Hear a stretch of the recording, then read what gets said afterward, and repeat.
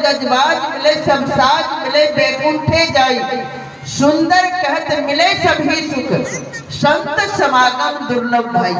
कहते संसार के अंदर धन दौलत का मिल जाना, मान शोहरत का मिल जाना, पद प्रतिष्ठा का मिल जाना, बेटा बेटी का मिल जाना और राजपाट का मिल जाना, घोड़ा गाड़ी का मिल जाना, यहाँ तक कि मिले बैकुंठ की सुख भी आपको मिल सकता है।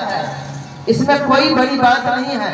लेकिन यदि कुछ मिलना मुश्किल है, कोई चीज यदि दुर्लभता से हमें प्राप्त होने वाली है, तो वो क्या है? संतों का समागम। साध संगत दुर्लभ भाई। कहते संतों का जो समागम है ना, ये आसानी से नहीं मिलता। ये तो ईश्वर की कृपा जिसके ऊपर हो उसे ही मिलता है। हर किसी को संतों का समागम नहीं मिलता है।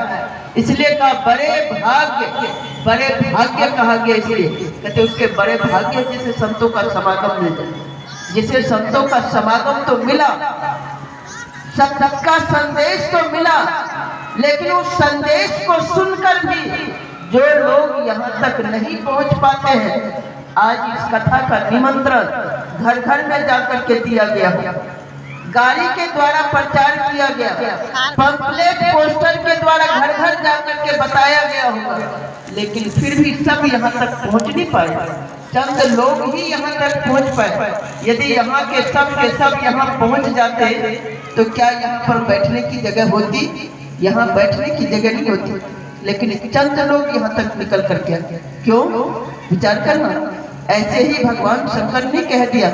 भगवान शंकर कहते हैं कि उमा कहूँ ते लोग अभागे, हरि तज होई विषय अनुरागे। कहते हे उमा, वो लोग अभागे हुआ करते हैं, वो लोग बदकिस्मत हुआ करते हैं, हरि तज होई विषय अनुरागे। हमारी नजरों में अभागा वो व्यक्ति है जिसके पास संसार के धन दौलत नहीं है। हम कहते वो बड़ा अभागा है। या जिसके घर औलाद नहीं है तो हम कहते वो बड़ा बदकिस्मत व्यक्ति है, क्योंकि उसके पास धन दौलत नहीं है या बेटा बेटी नहीं है। लेकिन महापुरुषों ने समझाने का प्रयास किया।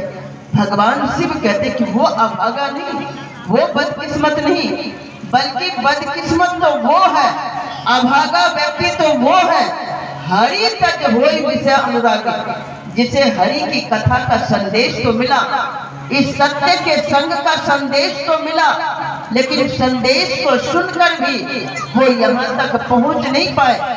इन कथा को जो श्रवण नहीं कर पा रहे, कहते वो लोग बदकिस्मत हुआ करते हैं, वो लोग अभागा हुआ करते हैं। और आज हम सब यहाँ पर बैठे हैं, किस्मत वाले हैं, तभी हम यहाँ पर बैठे हैं हरि की कथा को सुनने के लिए, उस सत्संग को सुनने के लिए।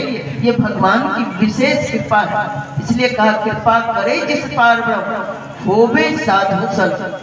भगवान ने कृपा की, तभी ऐसे संतों का समागम हमें मिला। लेकिन संतों के समागम मिल जाना, अब यहाँ विचार करना।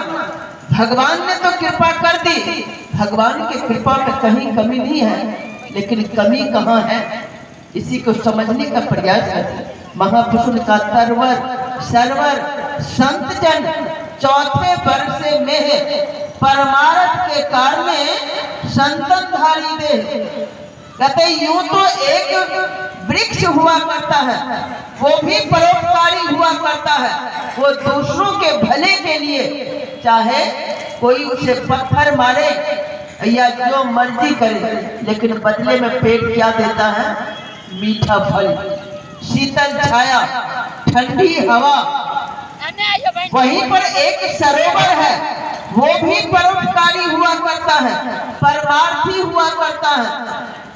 आप नदी सरोवर में जाकर के अपना प्यास बुझा सकते हैं। वो लाखों करोड़ों जीव जंतुओं का प्यास बुझाता है, चाहे कोई इसको भला कहे या बुरा कहे, चाहे जो मर्जी उसमें डाले, लेकिन वो दूसरों को शीतल जल देता है, दूसरों की प्यास बुझाता है।